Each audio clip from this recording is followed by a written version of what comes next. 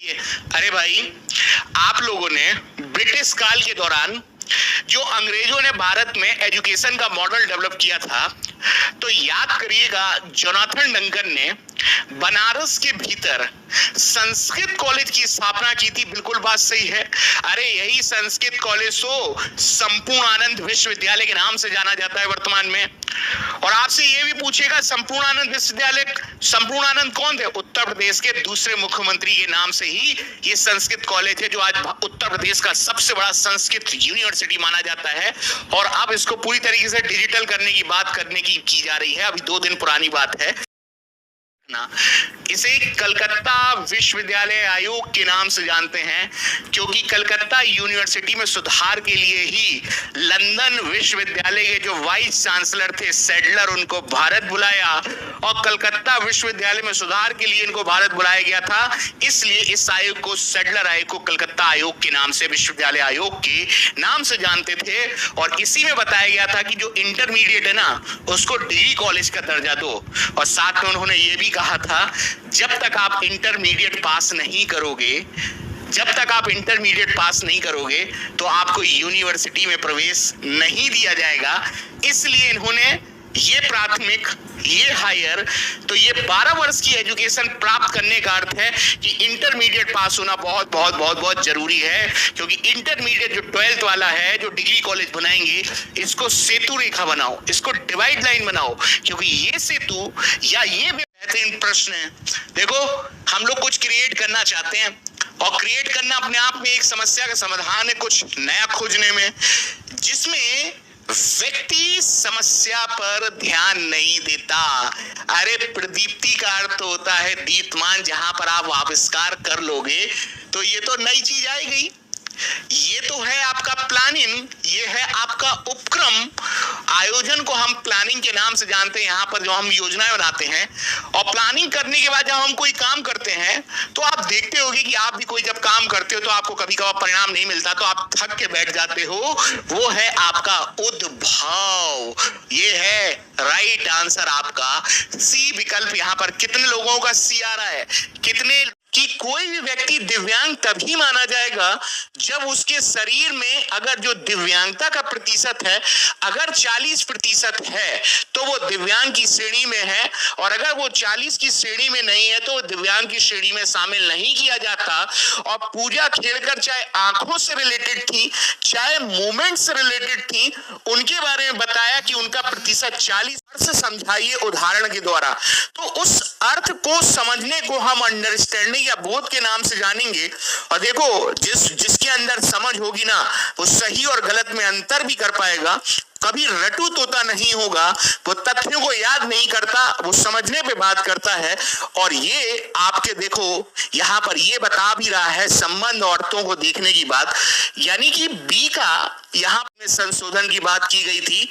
और एक प्रश्न आपका केवीएस को ध्यान में रखते हुए करिएगा, क्योंकि केवीएस का जब 2019 में प्रश्न आया था तो राम मूर्ति समिति रिपोर्ट जो प्रकाशित की गई थी, उसका टाइटल आप जरूर ध्यान रखना। उस रिपोर्ट का टाइटल था प्रबुद्ध एवं मानवीय समाज प्रगति की ओर आया हुआ प्रश्न है। ये इंपॉर्टेंट है, ध्यान में रखिएगा। और ये 1990 का दशक ही आपके लिए पूरा मान के चलिएगा, इंपॉर्टेंट है, आप इतना ध्यान में रखिएगा। 1986 में दूसरी शिक्षा नीति जब आई तो इसने अपनी सिफारिशों में ओबीबी या ऑपरेशन ब्लैक बोर्ड को लागू करने की भी सिफारिश की। और ऑपरेशन ब्लैक बोर्ड अगले ही वर्ष 1987 में, और 1987 से जो अगला सत्र निकल कर आएगा, 88 निकल कर आएगा, तो 1987 से 88 का जो सत्र आएगा उसमें ऑपरेशन ब्लैक बोर्ड की अवधारणा को शुरू किया गया। और एक बात ध्यान रखना, 86-87 मत करना, आंसर गलत हो जाएगा। क्योंकि ये अगले वर्ष 87-88 का सत्र लगेगा। ऑपरेशन ब्लैक बोर्ड है, जहां पर न्यूनतम सुविधाएं उपलब्ध कराना, और ऑपरेशन शब्द आपने सुना भी होगा, भारत ने चाइना के साथ या फ्रांस के साथ आपका अभ्यास किया, वरुण अभ्यास किया, इंद्र अभ्यास किया। तो उस ऑपरेशन का अर्थ होता है कि युद्ध स्तर पर अपनी नीतियों को अंजाम तक पहुंचाना और उन नीतियों को जल्द से जल्द एग्जीक्यूट करना ऑपरेशन कहलाता है। इसलिए आपका ए विकल्प बिल्कुल सही होगा। और इसके साथ ये भी ध्यान रखिएगा, OBBI इसलिए था कि न्यूनतम सुविधाएं उपलब्ध कराई जाएं, जैसे शौचालय हो गया, 2 टीचर होना चाहिए, और 17 गोल यानी कि SDG सस्टेनेबल डेवलपमेंट गोल, जिसको सतत विकास लक्ष्य या सतत विकास एजेंडा के नाम से जानते हैं।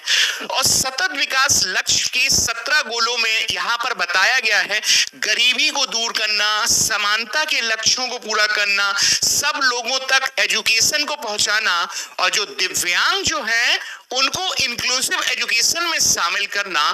तो दिव्यांगों को ध्यान में रखते हुए वर्ष 2006 में यूनाइटेड नेशन संयुक्त राष्ट्र के कन्वेंशन में एक ध्यान रखिएगा, जितने भी फिजिकल डिसेबल्ड होते हैं उनके लिए एक कन्वेंशन का आयोजन किया गया था 2006 में।